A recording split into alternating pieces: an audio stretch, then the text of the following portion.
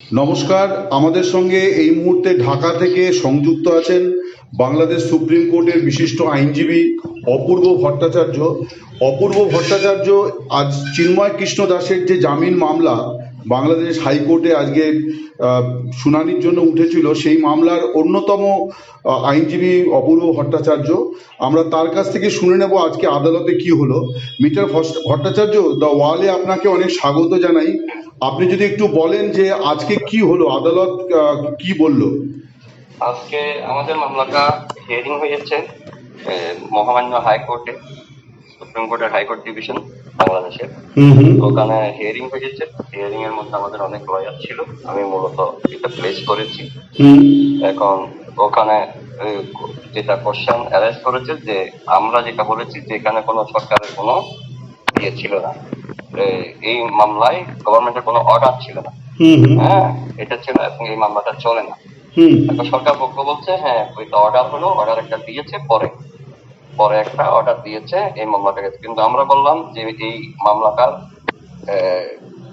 মামলাটা যদি চলতে হয় তাহলে অর্ডারটা আগে দিতে হবে, তারপরে ইয়েটা হবে, তারপরে এই এজাহারটা দায়ের হবে। বললো এজাহার যে কোনো, এখন সরকার পক্ষের কথা হচ্ছে যে কোনো এজাহার দায়ের করতে পারে, এফআইআর যে কোনো দায়ের করতে পারে।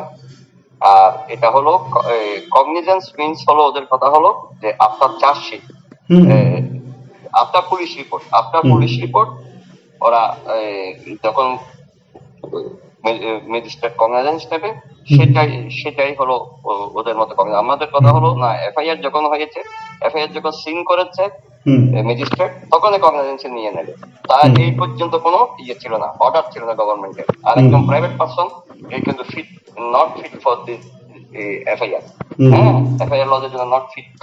তো এখন এটা হলো ইয়ে। এখন কোর্টে সার্বিক কিছু শুনানি হয়েছে, অনেকক্ষণ শুনানি হয়েছে, দুই পক্ষে শুনানি হওয়ার পরে কোর্ট বললো আচ্ছা ঠিক আছে, এখন সরকারকে একটা শোকজ করেছে, কেন জামিন দেওয়া হবে না এই মর্মে একটা শোকজ করেছে।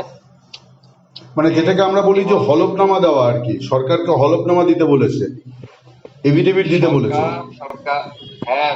সরকার এটা জবাব দেবে কেন জামিন দেওয়া হবে না। সরকার বিভিন্ন রুল জারি করেছে 2 সপ্তাহের জন্য। আচ্ছা, এগুলো বিষয় এরপরে এটা হিয়ারিং হবে এবং পরে দেখা যাবে কি হয়। আচ্ছা, তাহলে মানে আজকে জামিনটা হলো না আর কি। তার মানে সেই 25শে নভেম্বর থেকে তিনি মানে গ্রেপ্তার এবং 26শে নভেম্বর থেকে চট্টগ্রাম আদালতে বন্দী। সেই আচ্ছা, তো এরপরে যদি মানে হাইকোর্টে মানে মামলার নিষ্পত্তি না হয়, তারপর কি সুপ্রিম কোর্ট?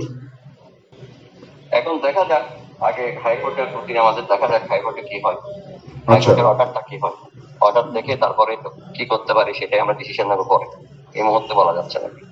কিন্তু মানে আপনাদের কি মনে হয় যে এই মানে ওনার পরিচয় এবং অন্যান্য বিষয়কে বিবেচনায় রেখে ওনাকে জামিনটা দেওয়ার ব্যাপারে? আমরা বলেছি উনি অসুস্থ, ওই গ্রাউন্ডও দিয়েছি। উনি বললো, একটা সরকার পক্ষ বললো না আমরা সর্বোচ্চ ওনার চিকিৎসা দেওয়ার জন্য আমরা আছি, এই ব্যাপারে এটা নিশ্চিত থাকতে পারে, ওইভাবে বলবো। আর আচ্ছা, মানে জেলখানাতে ওনার জন্য চিকিৎসার ব্যবস্থা সরকার করছে? জেলখানা দরকার হলে জেলখানার বাইরে ওরা চিকিৎসা দেবে। বাংলাদেশ এই বিএসএমএমইউ মানে বাংলাদেশ শেখ মুজিব যেটা আপনার মেডিকেল কলেজ আছে, ওই মেডিকেল কলেজে দরকার হলে ওর জন্য ওরা চিকিৎসা দেবে। সরকার পক্ষ বলে এডিশনাল অ্যাটর্নি জেনারেল বল, আচ্ছা, ওর যদি অসুস্থতা থাকে তাহলে আমরা সর্বোচ্চ চিকিৎসা দেব বাংলাদেশে। আচ্ছা, তো আজকে এমনি সরকার পক্ষের কারা ছিলেন? সরকার পক্ষে 3 জন অতিরিক্ত অ্যাটর্নি জেনারেল ছিলেন। আচ্ছা, এডিশনাল অ্যাটর্নি জেনারেল, ওই বাংলাদেশে 3 জনই এডিশনাল অ্যাটর্নি জেনারেল আছে, পোস্ট অনলি 3টা, ওই 3 জনই ছিলেন উপস্থিত। আচ্ছা, মানে এটা থেকে কি মনে হয় যে সরকার খুব ওনাকে বা ওনার জামিন আটকাতে খুব বদ্ধপরিকর মনে হচ্ছে, মানে এত বড় লয়ারদের মানে সরকারি আইনজীবীদের এই মামলাতে? হ্যাঁ, তো সবাই ছিল, অনেকে ছিল, ওরাও অনেকে ছিল, আমাদের পক্ষে যেমন অনেকে ছিল, ওদের পক্ষে অনেকে ছিল। আচ্ছা, বেশ, তাহলে আজকে জামিন হলো না, আবার 2 সপ্তাহ পর মামলা শুনানি হবে। ইতিমধ্যে সরকারকে হলফনামা দিয়ে তাদের অবস্থান জানাতে হবে। রুলের কিছু এখানে কিছু অফিসিয়াল ওয়ার্ক আছে, সেকশনের কিছু ওয়ার্ক আছে, এই ওয়ার্ক গুলো করে দিতে পারলে এবং এটা তখন মামলা লিস্টে আসবে, লিস্টের পরে যে বাই সিরিয়াল হয়ে যেতে পারে হয় সেই আর। আচ্ছা, আজকে মামলাটা উঠলো, আগে একবার শুনেছিলাম যে নর্মালি এই মামলাগুলো রবিবার এবং সোমবার ওঠে, মানে হ্যাঁ, আর গতকাল ওই আমাদের এখানে ওই সরস্বতী পূজা বন্ধ ছিল, এই জন্য আজকে মঙ্গলবারে থাকতো। ওই গতকালের লিস্ট অনুযায়ী আজকে উঠে গেছে। আর আচ্ছা আচ্ছা গতকাল আমাদের আচ্ছা। এখানে বন্ধ ছিল সুপ্রিম কোর্ট বাংলাদেশে। সুপ্রিম কোর্ট হাইকোর্ট বন্ধ ছিল, আচ্ছা বুঝতে হ্যাঁ পেরেছি। হ্যাঁ। ঠিক, অনেক ধন্যবাদ আপনাকে। আপনাকে আরেকবার শুভেচ্ছা জানাচ্ছি এবং আপনাকে ধন্যবাদ জানাচ্ছি ডবলের সঙ্গে কথা বলার জন্য। নমস্কার, ভালো থাকবেন।